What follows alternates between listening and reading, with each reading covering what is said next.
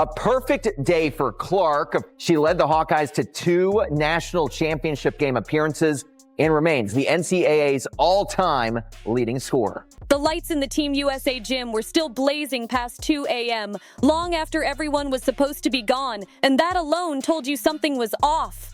And having to quickly become and form an identity and become that successful team. Outside, the campus was quiet, like it had been shut down for the night. But inside, the building felt wired, like the air had electricity in it. Coaches weren't laughing, and they weren't doing the usual calm post-practice wrap-up either. They were huddled close, talking in low, sharp whispers, faces tight with the kind of worry people get when a plan just stopped working. Something happened on that court that wasn't in the script, and it didn't just surprise them. It rattled the whole hierarchy. Comes Clark. How will she go for history? There it is! The all-time leading scorer. Because Caitlin Clark, quiet, locked in, almost too calm up to that point, had flipped the power balance in minutes. Weeks of preparation, veteran authority, carefully designed drills, all of it suddenly looked fragile. This is one thing you get with Clark is great pace and great passes. Found Boston perfectly. And when a gym full of champions goes silent at the same time, you don't need a scoreboard to know somebody just made a statement.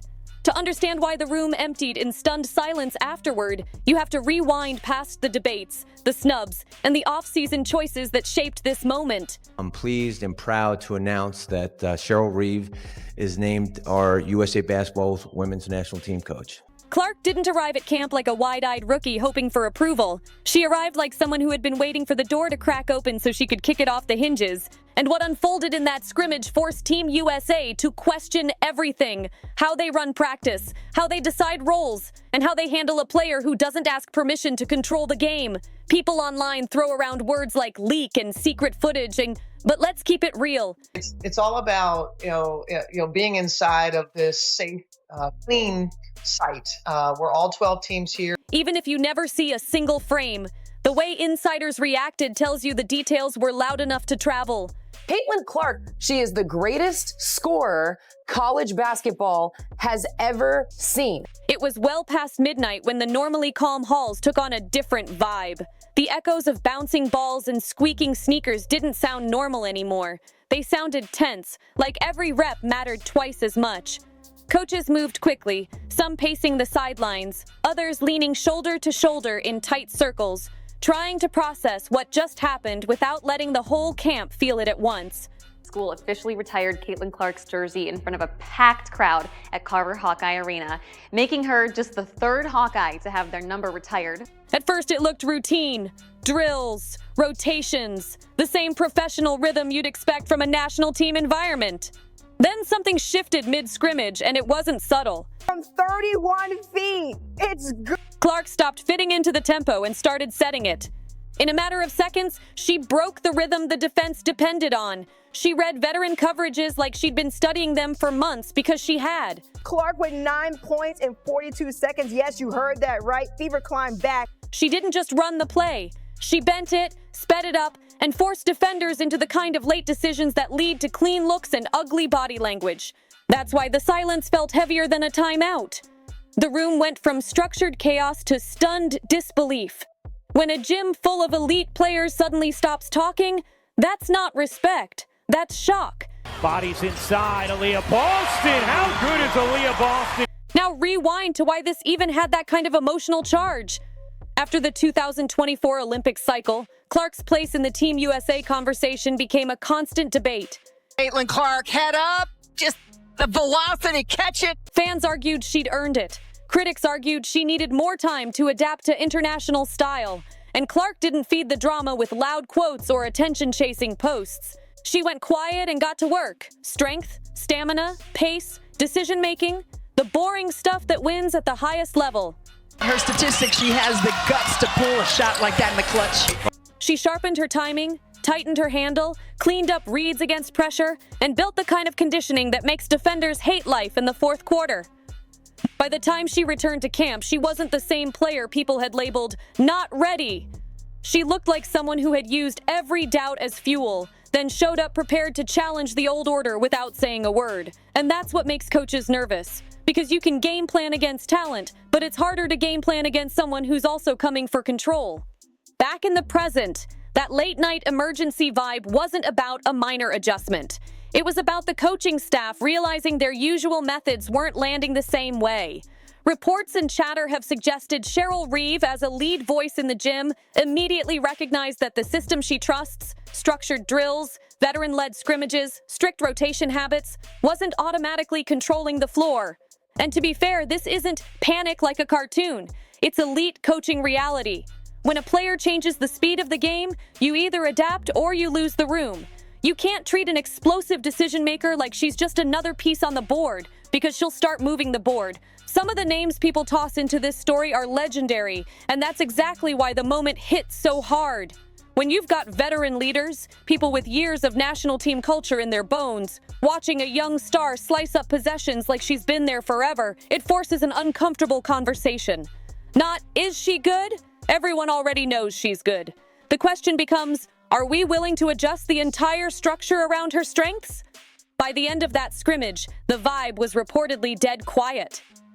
Nobody knew whether to clap, critique, or just absorb what they'd seen. And that's how you get a late-night huddle past 2 a.m., because the staff isn't just thinking about tomorrow's drills. They're thinking about roster roles, chemistry, and the public expectations waiting outside those walls. Then there's the symbolic detail that made this even spicier: the jersey situation. When players arrived at camp, everyone expected routine. Gear distribution, warm-ups, the usual grab your number and go flow. But the chatter says Clark opened her locker and didn't see her familiar number. Instead of 22, she got 17. Now, numbers are just numbers to casual fans, but in elite sports, symbols carry weight. A number can represent identity, brand recognition, and status, especially for a player whose jersey has become a walking billboard. So whether that number change was accidental, logistical, or intentional, it landed like a message. This is our program. You'll fit in how we say. And the wild part is, she didn't complain. No drama posts, no public tantrum, no respect me speeches. She put the jersey on and walked out like nothing happened. Except everyone watching her said the focus shifted. The calm turned sharper. The energy turned colder, like the small attempt to box her in just flipped a switch. That's how you can tell a player is dangerous. You try to humble them and they don't argue. They just start cooking people on the court. The number becomes irrelevant because her play becomes the loudest symbol in the gym. Inside the scrimmage, the Clark versus the system moment supposedly happened fast, like 37 seconds fast. One possession, then another, and suddenly the veterans who thought they controlled the rhythm realized the rhythm didn't belong to them anymore. The vets scored a tough basket inside and felt comfortable, like, okay, we're good, back to normal. They expected Clark to bring it up, slow down, wait for instructions, and operate inside the established flow. But the moment she got the inbound, she accelerated like she was done waiting. No hesitation, no looking to the sideline, no asking for approval. 3 dribbles and she's across half court. A defender shades her, trying to respect both the drive and the pull-up.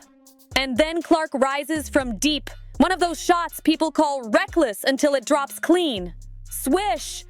And the gym goes quiet in that weird way where the sound disappears for a beat because everyone's brain is catching up. But Clark didn't slow down to enjoy it. She stayed in attack mode like she was sending a message. Next possession, the veterans try to go inside again, thinking they'll reset control. Clark reads it early, jumps the lane, and now it's a fast break.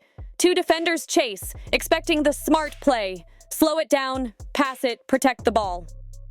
Clark stops behind the line and drills another deep 3.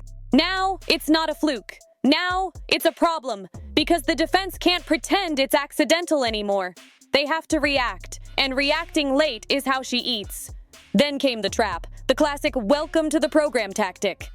2 defenders come at her to smother the ball, the kind of pressure that makes a lot of players pick it up and get rid of it fast. Clark doesn't panic. She uses a behind-the-back move, slips through the gap, and the defenders bump into each other like they got their timing stolen. And then she hits the 3rd one. 3 straight deep shots, 9 points in a blink, and the gym goes dead silent again. Only this time it's heavier. This time it's not surprise, it's recognition. Bench players freeze because they know what that looks like. Coaches whisper urgently because they know what it means for control. And the veterans, no matter how proud or composed, have to process the truth. Structure didn't stop her. Seniority didn't slow her down. The system didn't scare her. People online love to attach famous quotes to moments like this, so let's be careful and not pretend we have exact transcripts. But the vibe described by insiders is consistent. Veteran voices were stunned, and the staff realized this wasn't about ego. It was about adaptation. Because trying to suppress that kind of impact doesn't make the team better. It makes the team smaller. And that's why those 37 seconds followed everyone into the hallway. Practice ended, but the energy didn't. It turned into an emergency meeting vibe, with leadership needing to decide how to handle a player who isn't just participating, but reshaping the whole offense around her. Inside that conference room, the tension reportedly wasn't screaming and chaos. It was tight, quiet pressure, the kind where everyone chooses words carefully because one wrong phrase can fracture trust. Because the real issue wasn't, did Clark play well? The issue was, do we build with her fully, or do we try to keep the old hierarchy intact and risk limiting the team? That's a real coaching dilemma. Team USA culture has always balanced veteran leadership with new talent, and that balance is delicate. If you lean too hard into seniority, you risk ignoring the future. If you lean too hard into the new star, you risk the veterans feeling shoved aside. And when you're chasing gold, you can't afford a locker room that's quietly split. This is also where the business side of sports quietly enters the room. Major sponsors invest heavily in Team USA, and they invest in individual stars too. When a player's profile rises, that affects marketing, merchandise, and public interest. That doesn't mean sponsors control coaching decisions, but it does mean coaches and executives understand the spotlight doesn't just shine on the court. Clark isn't just a player in this story. She's also a huge driver of attention in women's basketball. So any decision that looks like holding her back becomes a public conversation instantly. That creates pressure, whether people admit it or not. The staff's big question becomes simple but intense. How do you integrate Clark's style without breaking the team's chemistry?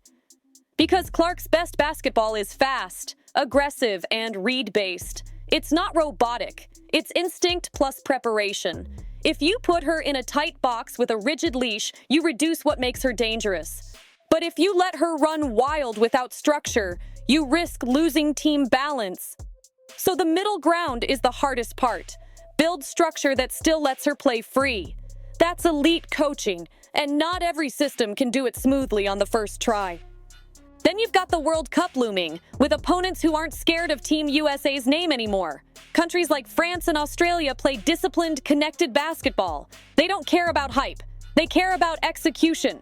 That means Team USA can't afford internal hesitation or role confusion.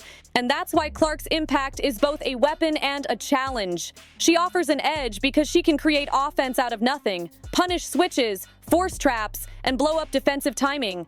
But she also forces everyone else to adjust. Spacing, timing, and decision-making have to match her speed. For Clark personally, this is a huge opportunity and a tightrope at the same time.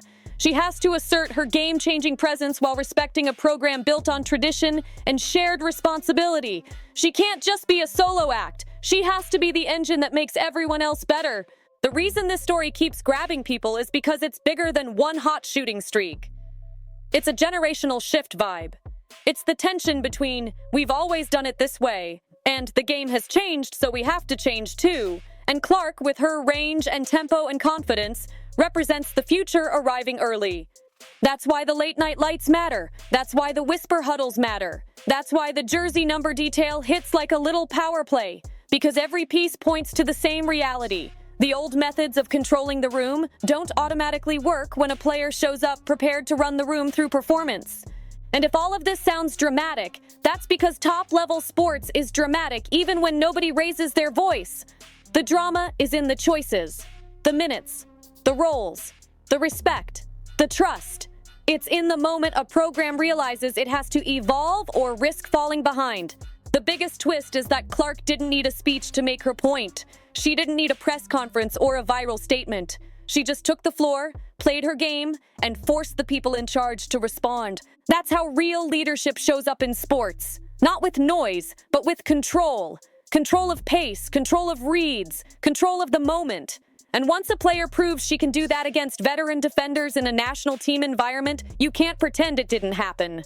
So now the real pressure shifts to Team USA leadership. Do they double down on the old hierarchy and treat Clark like she has to wait her turn? Or do they accept that the turn has already arrived? Because the next era isn't coming someday. If the reports are even halfway accurate, it walked into the gym, put on number 17, and lit the place up anyway. And that's what makes this moment feel like a turning point instead of just a good practice. The playbook didn't just get tested, it got challenged. And once that happens, every future decision, roster, rotation, structure, chemistry, has to be made with one truth in mind. Caitlin Clark isn't trying to fit the system. She's forcing the system to fit her, and that changes everything.